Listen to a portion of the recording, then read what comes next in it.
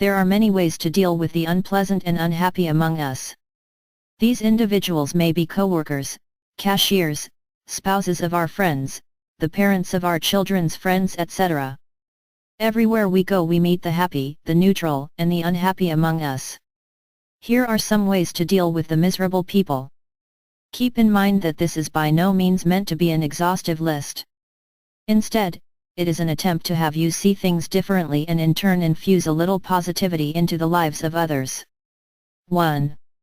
Consider ignoring the negativity of others and nonetheless paying a bit of attention to the unhappy. In my years of experience as a clinical psychologist, a colleague, a parent, a partner, a friend, and in my various other roles, I have never ever run into a person who does not light up when they get just the right dose of attention. We all love and require healthy doses of attention. Go ahead and try to make someone's day. You just might be successful. And then two good things may happen.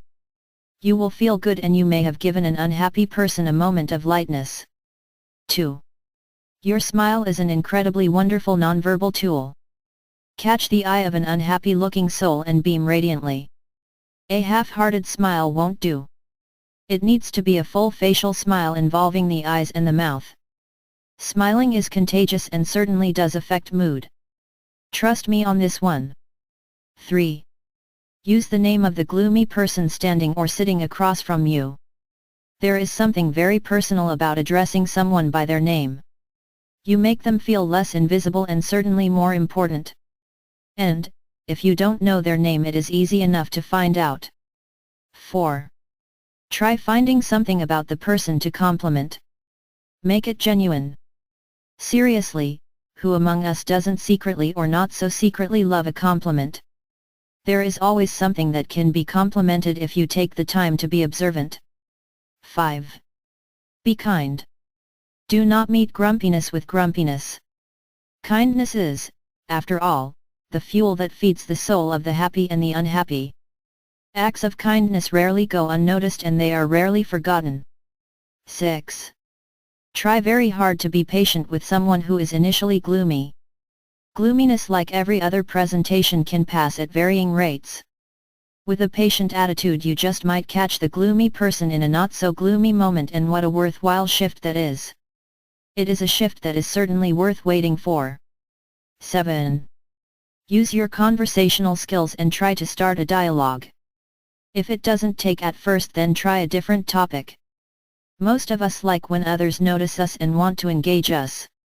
Who, after all, wants to feel irrelevant and unnecessary? 8. Be inclusive.